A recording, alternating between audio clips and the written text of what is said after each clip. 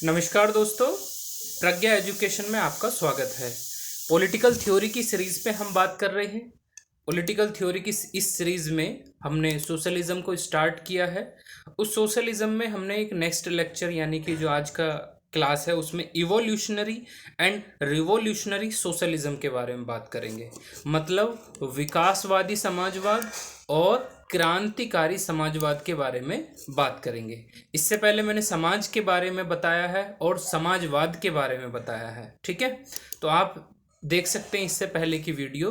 अब हम ये दो टाइप में जो सोशलिज्म है उसको देखेंगे।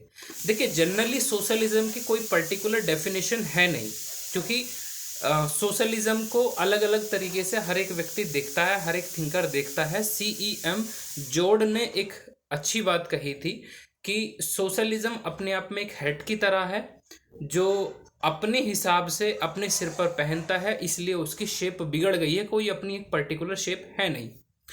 लेकिन हम फिर भी जनरली सोशलिज्म को, समाजवाद को दो रूपों में देख सकते हैं। एक है आपका इवोल्यूशनरी यानी कि विकासवादी समाजवाद, दूसरा है आपका रिवोल्यूशनरी सोशलिज्म।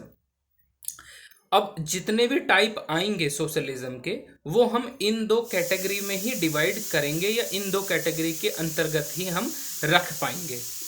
अब अगर हम दोनों की बात करें यहाँ पे, तो जो इनका ऑब्जेक्टिव है वो तो लगभग सेम है, लेकिन जो इनका प्रोसीजर है वो दोनों का बिल्कुल डिफरेंट है। ऑब्जेक्टिव से मतलब है कि ये कैपिटलिज्म को हटा के, लिबरलिज्म को हटा के ये चेंज करना चाहते हैं, सोशलिज्म को स्थापित करना चाहते हैं, दोनों ही, इवोल्यूशनरी भी और रिवोल्यूशनरी भी, लेकिन दोनों का प्रोसीजर अलग अलग है, ठीक है।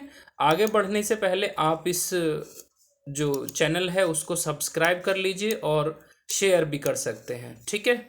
चलिए स्टार्ट करते हैं। नेक्स्ट देखिए, सबसे पहले हम इवोल्यूशनरी सोशलिज्म को ही समझेंगे।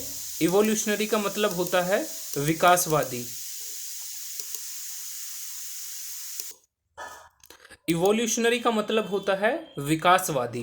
देखिए, ये भी अपने आप में क्या है, एक तरह से इवोल्यूशनर के माध्यम से वो ये कहना चाह रहे हैं इवोल्यूशनरी का कि आपके पास पहले था कैपिटलिज्म, ठीक है, और कैपिटलिज्म की सहायता से बहुत सारी समस्याएं उत्पन्न हो गई थी। सबसे बड़ी समस्या ये थी कि जो वर्किंग क्लास थी उनके लिए बहुत गंभीर स्थिति पैदा हो गई थी।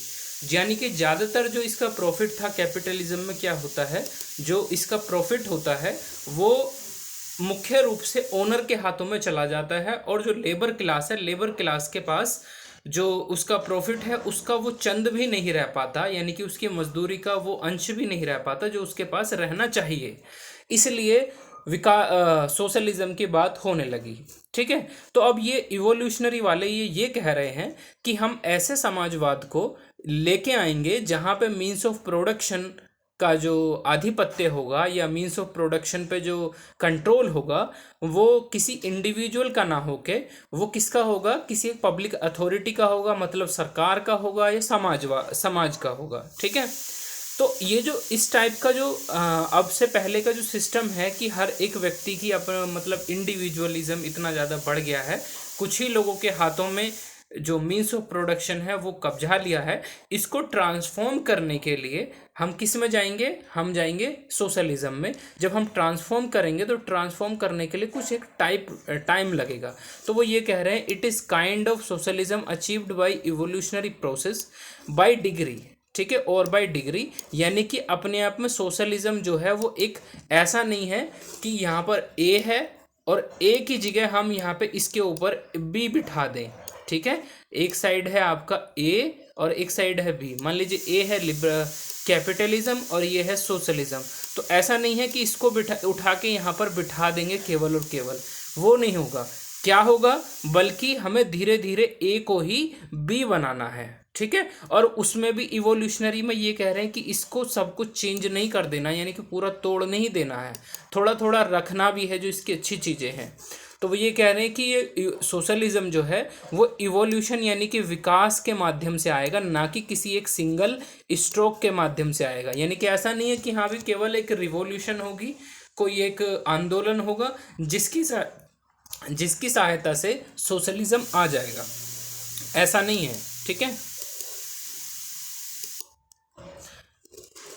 Evolutionary socialism admits evolutionary socialism admits an attitude of compromise. ये अपने आप में कंप्रोमाइज करने वाली एक व्यवस्था बनाता है। किस में कंप्रोमाइज करता है? कैपिटलिज्म में और सोशलिज्म में। So that the capitalist system is allowed to continue with some changes. इसलिए कैपिटलिज्म जो है वो अपने आप में खुद में कुछ चेंजेस करने की बात करता है। कहने का मतलब ये है, जैसे हमने लिबरलिज्म में मॉडर्न लिबरलिज्म को पढ़ा था, तो मॉडर्न लिबरलिज्म का मतलब मॉडर्न लिबरलिज्म में पढ़ा था, तो वहाँ पे मॉडिफिकेशन किया गया था कुछ, यानी कि जो आपका टैक्स था उसको प्रोग्रेसिव टैक्सेशन टैक्स बनाया था, ठीक है। इसी तरीके से है, यानी कि ये भी अपने आप में क्या है, एक लिबरल ट्रेडिशन का सोशलिज्म है। तो कहने का मतलब ये है कि हम सोशलिज्म को स्थापित तो करेंगे, लेकिन हम धीरे धीरे माध्यम से करें, धीरे धीरे करके करेंगे, एक आंदोलन के माध्यम से करेंगे, और वो आंदोलन जो होना चाहिए वो पीसफुल होना चाहिए। इसलिए इवोल्यूशनरी सोशलिज्म को हम लिबरल सोशलिज्म भी कई बार कह देते हैं, यानी कि ये कोई क्रांतिकारी कदम नहीं उठाने की कोशिश करता है, नहीं वो ये कहता है कि हम उसे 1 साल में 2 साल में चेंज कर देंगे, बल्कि धीरे धीरे चेंज करने की कोशिश करेंगे, ठीक है। अब इसमें आप और भी देख सकते हैं, यहाँ पे evolutionary socialism relies on democratic method. देखिए ये डेमोक्रेटिक मेथड के माध्यम से ही रिलाई करता है। जैसे इंडिया में भी अगर हम देखें तो इंडिया में भी एक इवोल्यूशनरी सोशलिज्म ही रहा है, क्योंकि जब हमारा देश आज़ाद हुआ और देश आज़ाद होने के बाद संविधान बना, तो संविधान बनने के बाद सरकार ने मीन्स ऑफ प्रोडक्शन पे धीरे धीरे ही अपना कंट्रोल लेके आई, ठीक है। यानी कि जो सभी कंपनियां थीं वो सरकार के कंट्रोल में नहीं थीं, या जो चीज़ें जो व्यवस्था थी वो सरकार के कंट्रोल में नहीं थी, तब वो धीरे धीरे करके सरकार अपने कंट्रोल में उसे लेके आई है। तो ये कैसा माध्यम अपनाया उन्होंने? एक डेमोक्रेटिक मेथड अपनाया है। वो पार्लियामेंट्री रिफॉर्म की बात करते हैं, even economic planning on plea that interest of under privilege section.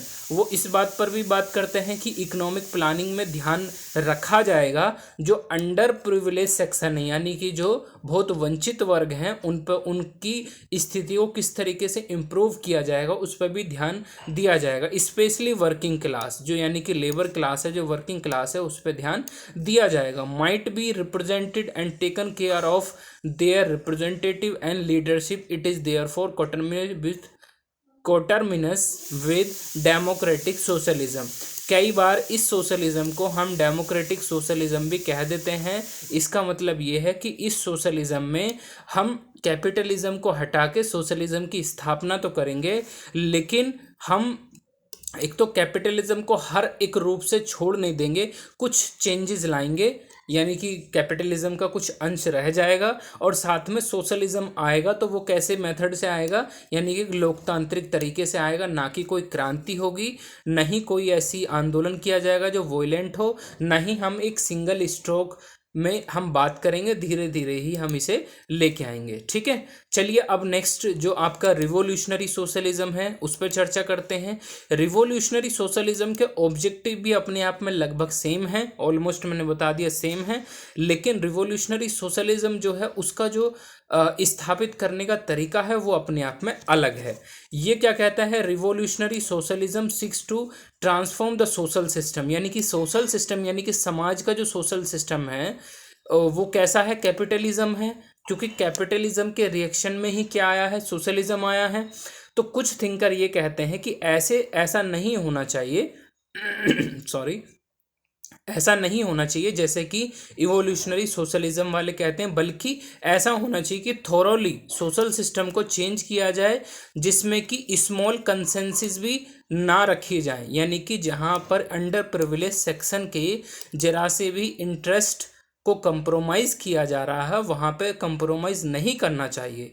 तो ये रिवोल्यूशनरी की बात करते हैं, यानी कि हर एक तरीके से कैपिटलिज्म को उखाड़ फेंकना है और उसमें एक सोशलिज्म की व्यवस्था करनी है, ठीक है। Revolutionary socialism make a direct attack on prevailing contradiction of the social order, यानी कि सोशल ऑर्डर में वर्तमान में जो व्यवस्था बनी हुई है उस पर डायरेक्ट अटैक करता है, यानी कि प्रिवेलिंग जो वर्तमान में स्थिति है, वर्तमान में जो सिस्टम बना हुआ है, उस सिस्टम को तुरंत के तुरंत उखाड़ फेंकने की बात करता है। इसीलिए इसको हम मार्क्सिस्ट ट्रेडिशन भी कहते हैं, यानी कि रिवोल्यूशनरी सोशलिज्म जो है वो अपने आप में एक मार्क्सिस्ट ट्रेडिशन वाला सोशलिज्म भी है, और इसे हम मार्क्सियन सोशलिज्म भी कहते हैं। ठीक है, ये आप देख लीजिए, क्योंकि मार्क्स जो है वो समाज को दो वर्गों में बांट के देखने की कोशिश करता है। एक आपका बुर्जुआई जी, जिसके पास मीन्स ऑफ प्रोडक्शन है जो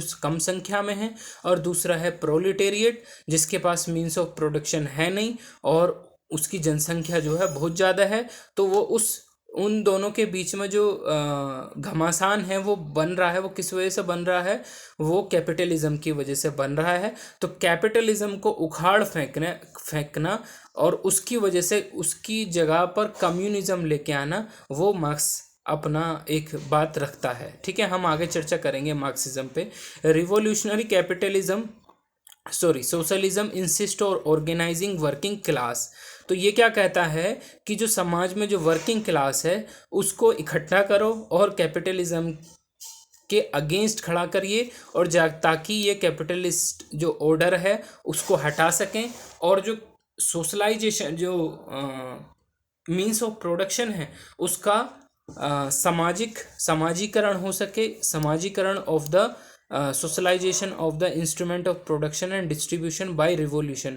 तो ये रिवोल्यूशन के माध्यम से जो मीन्स ऑफ प्रोडक्शन है उसका सोशलाइजेशन करना चाहते हैं, और वो क्या कहते हैं कि वर्किंग क्लास को ये करना पड़ेगा। इसे रिवोल्यूशनरी सोशलिज्म कहा जाता है। ठीक बात। देखिए, यहाँ तक अभी तक मैंने ये दोनों चीज़ें आपको समझा दी हैं कि रिवोल्यूशनरी सोशलिज्म क्या है और इवोल्यूशनरी सोशलिज्म क्या है, दोनों में कंफ्यूज नहीं होना है। आगे वाले लेक्चर में हम फैबियन सोशलिज्म के बारे में चर्चा करेंगे, मतलब जो सोशलिज्म के टाइप हमने पढ़ाए हैं इवोल्यूशनरी सोशलिज्म में क्या क्या किस किस टाइप के और बाकी सोशलिज्म को रखा जा सकता है, उसके बारे में हम चर्चा करेंगे। कोई भी आपको डाउट हो तो आप कमेंट करके पूछ सकते हैं। ठीक है, आज के लिए इतना ही काफ़ी है। धन्यवाद।